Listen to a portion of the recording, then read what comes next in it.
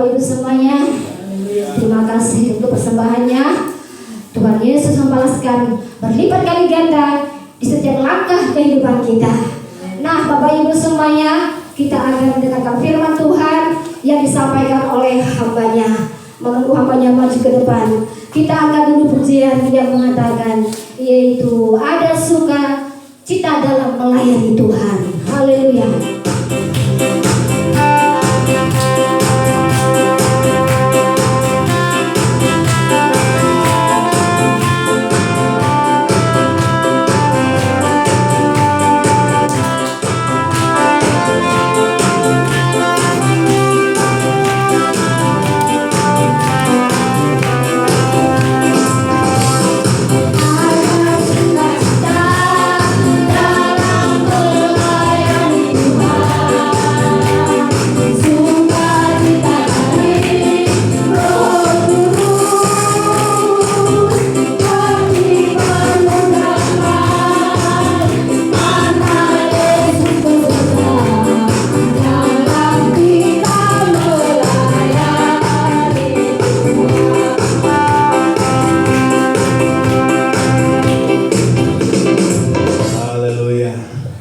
Puji Tuhan. Puji Tuhan. Haleluya. Puji Tuhan. Haleluya. Saya percaya siang hari ini semuanya kita diberkati oleh Tuhan. Amin. Bapak Ibu Saudara yang dikasihi oleh Tuhan, siang hari ini kita ada di tempat ini menyaksikan pemberkatan pernikahan yang kudus. Sepasang pengantin yang datang ke rumah Tuhan untuk diberkati. Saya mau katakan kepada kita bahwa Tuhanlah yang memprakarsai pernikahan. Amin, saudaraku. Amin.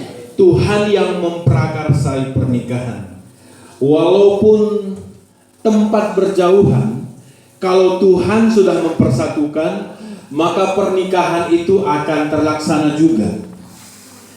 2 minggu yang lalu saya melayani pernikahan di jemaat kita GPDI Getsemani Lawedeski. Saudara, saya katakan kepada pengantin, bukan secara kebetulan, karena pengantin ini kedua-duanya sudah, yang laki-laki sudah duda, perempuan sudah janda. Tetapi Tuhan pertemukan mereka kembali dalam satu pernikahan yang kudus. Itu semua adalah cara Tuhan. Tuhan yang memprakarsai pernikahan mereka. Saudaraku yang dikasihi oleh Tuhan, ada sebuah kisah. Kisah ini mungkin lucu, tetapi ini sering sekali menjadi kisah nyata bagi kita. Ada seorang laki-laki yang sudah berumur, sudah lanjut, mungkin kalau ukuran sudah umur 50 tahun, belum menemukan jodohnya. Laki-laki ini orang yang sangat pintar, saudaraku. Dia memiliki gelar doktor. Dia dosen di salah satu perguruan tinggi ternama di tengah-tengah bangsa ini. Tetapi dia tidak menemukan jodohnya, saudaraku. Karena apa? Laki-laki ini selain sudah berumur lanjut, umur 50 tahun, juga orangnya sangat jelek, saudaraku. Orangnya hitam, rambutnya keriting, giginya yang mancung, bukan hidungnya yang mancung, saudara. Laki-laki ini terlalu memilih, mungkin karena latar belakangnya seorang pendidik, dia harus mendapatkan seorang perempuan untuk memperbaiki garis keturunan. Aku harus mendapatkan istriku yang cantik, warna kulitnya putih mulus, rambutnya panjang, orangnya pintar. Pokoknya seorang istri yang membanggakan untuk memperbaiki keturunanku nanti supaya anak-anakku cantik. Kalau perempuan yang lahir, kalau laki-laki yang lahir akan menjadi anak-anak yang ganteng, tampan semuanya, gitu saudara ya. cari bertahun-tahun dia cari, satu orang pun gak ada yang menerima lamarannya, saudara. Karena apa? Karena jeleknya. Semua orang menolak dia. Oke lah, gak apa-apa. Walaupun orangnya gak pintar, yang penting dia cantik, supaya anak-anakku nanti cantik dan tampan-tampan semua, gitu saudara ya. Akhirnya dia ketemulah dengan seorang perempuan rambut panjang, kulit putih mulus, orangnya cantik tetapi buta huruf. Nggak apa-apa lah,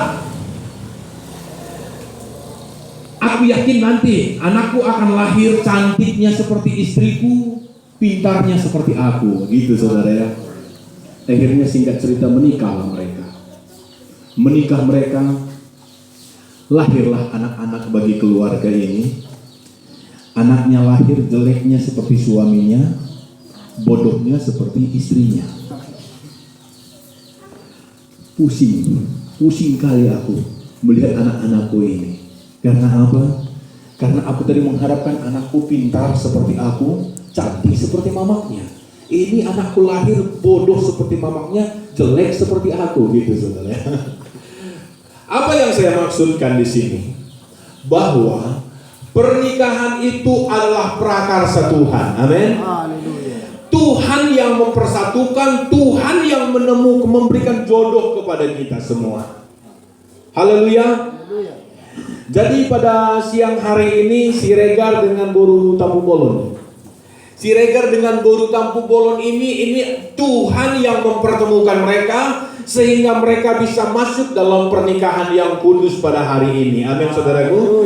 Kita berdoa supaya keluarga ini menjadi keluarga yang diberkati oleh Tuhan. Amin. Saudaraku yang dikasihi oleh Tuhan, dan inilah waktunya, inilah masanya mereka dapat melangsungkan pernikahan itu pada hari ini dalam pemberkatan yang kudus. Orang pintar dia berkata seperti ini, saudara. Semua orang ada masanya, semua masa ada orangnya.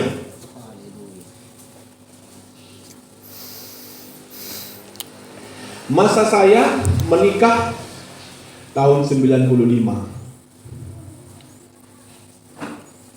Itu masa saya.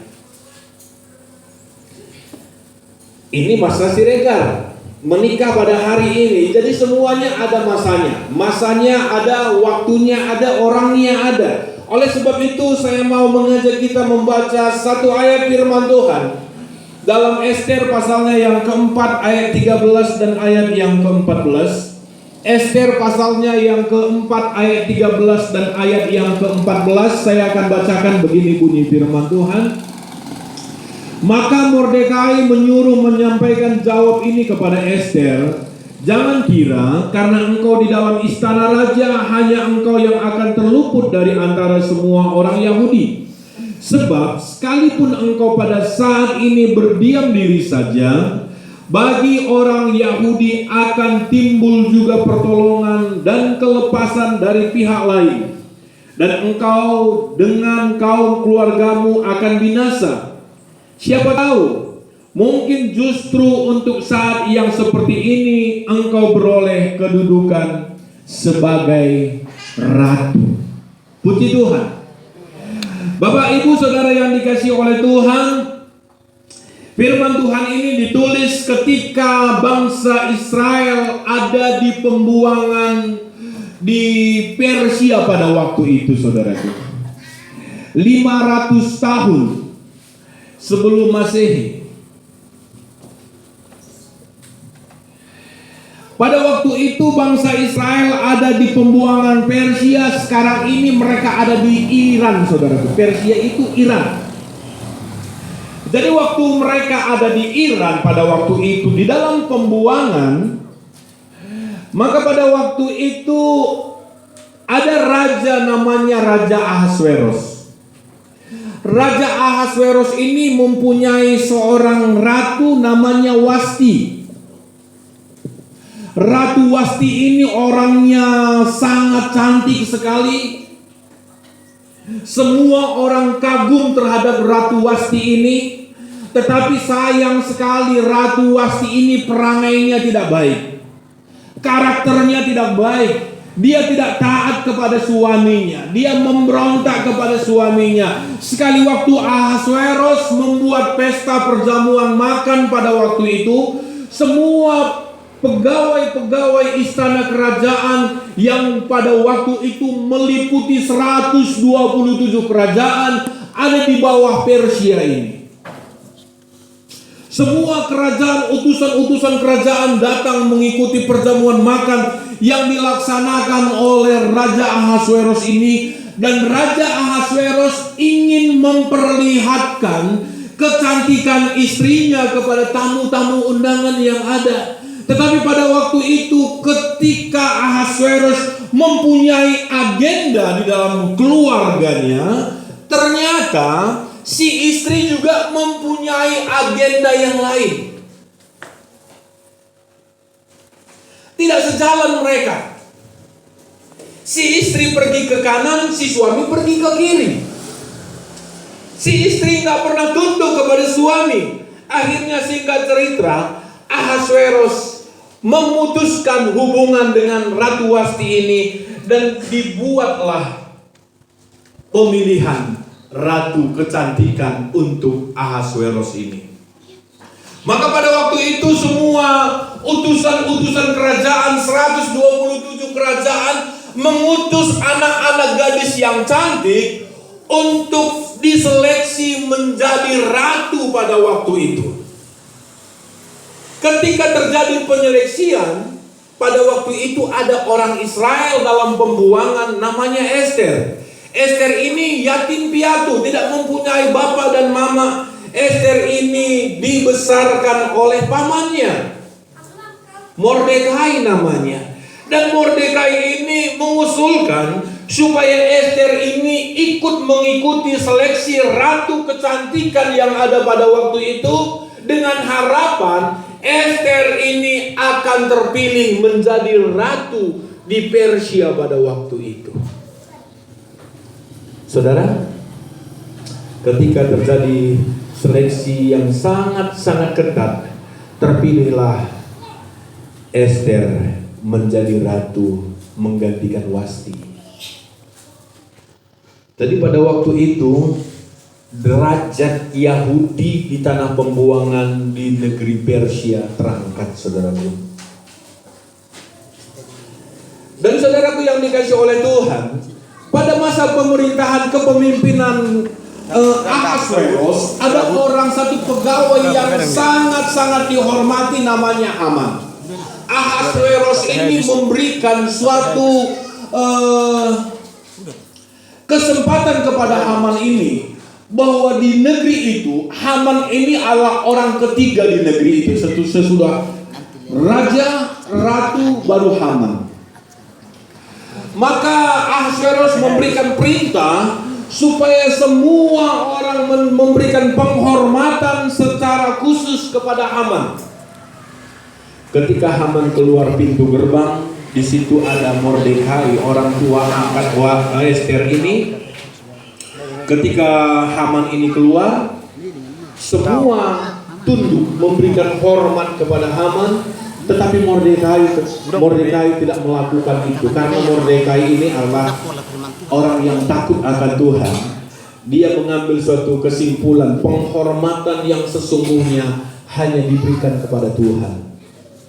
Akhirnya Haman sakit hati karena Mordekai nggak mau tunduk kepada Haman. Hanya di dalam hatinya seperti ini, terlalu kecil lah aku kalau aku membunuh Mordekai.